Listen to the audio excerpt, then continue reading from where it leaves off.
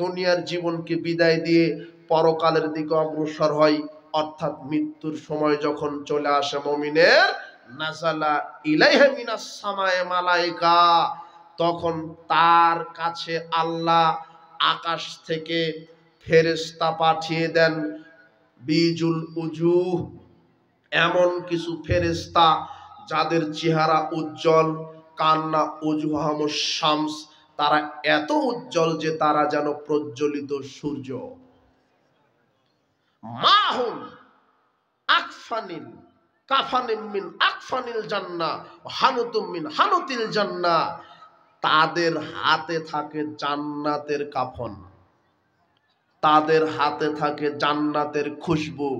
হাত্তা ইয়াল্লিসু মিনু মাদ্দাল বাসার, ওই মুমূর্ষু ব্যক্তির তত দূর পর্যন্ত তারা ওই জায়গায় বসে থাকে, যত দূর এই ব্যক্তির চোখের দৃষ্টি চলে যায় অত দূর বসে আছে হাজারো লক্ষ কোটি ফেরেশতা জান্নাতের কাফন নিয়ে, জান্নাতের সুগন্ধি নিয়ে, শুধু মুমিন ব্যক্তির আত্মাটা রিসিভ করবে। এই জন্য এখনো বুঝেননি মনে হয়, জান্নাত থেকে কয়েক হাজার লক্ষ কোটি ফেরেশতা আল্লাহ পাঠিয়ে দিয়েছেন। জান্নাতের কাফন, জান্নাতের খুশবু, তারা দুনিয়াতে এসেছেন মুমিনের রূহটা রিসিভ করবে। ইয়াজিউ মালাকুল মউত, চট করে মালাকুল মউত চলে আসে।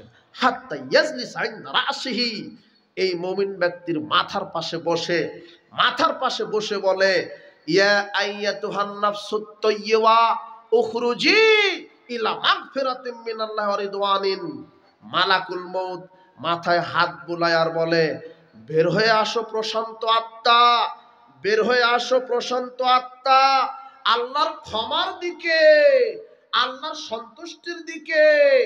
তাসিলু কামা তাসিলুল কাতরাতু মিন ফিস সিকায়ে, যখন ফেরেশতা মালাকুল মউত বলে বের হয়ে আসো, তখন গ্লাস থেকে পানি ঢাললে যেমন, গ্লাসটা কাট করলে যেমন পানি এমনিতেই পড়ে যায়, মুমিন ব্যক্তিটার রূহটা এমনিতেই মালাকুল মউতের হাতে চলে আসে। ও বুঝতেই পারে না, হাত, এই রূহটা মালাকুল মউতের হাতে আসতে দেরি, মালাকুল মউত এক সেকেন্ড রাখে না। কাদেরকে দিয়ে দেন বলেন তো? ওই যে রিসিভ করার জন্য জান্নাত থেকে কাফন নিয়ে এসেছে, সুগন্ধি নিয়ে এসেছে হাজারো লক্ষ কোটি ফেরেশতা, জান্নাতের কাফনে রূহটা জড়িয়ে প্রথম আসমানে চলে যায়, গিয়ে বলে, তাড়াতাড়ি দরজা খুলো, তাড়াতাড়ি দরজা খুলো, অমুকের সন্তান অমুক সৎ মুমিন ব্যক্তির আত্মাটা নিয়ে এসেছি। তখন তারা তাড়াতাড়ি দরজা খুলে দেয়। এখানে তো আছে লক্ষ কোটি ফেরেশতা, প্রথম আসমানের আরো লক্ষ কোটি ফেরেশতা, এরাও এদের সাথে দ্বিতীয় আসমানে চলে যায়। দ্বিতীয়টা তৃতীয় ফেরেশতা, সব সপ্তম আকাশের সব ফেরেশতা, ষষ্ঠ আকাশের যত ফেরেশতা ছিল সব ফেরেশতা চলে যায় সপ্তম আকাশে, গিয়ে বলেন, আল্লাহ অমুকের পুত্র অমুকের আত্মা নিয়ে এসেছি। তখন আল্লাহ বলে, এই ফেরেশতা শোনো, ওর নামটা ইল্লিনে, সপ্তম আকাশের উপরে একটা জায়গা আছে ইল্লিন, সেখানে লিখে রাখো, তার আত্মাটা তার দেহে ফেরত দাও।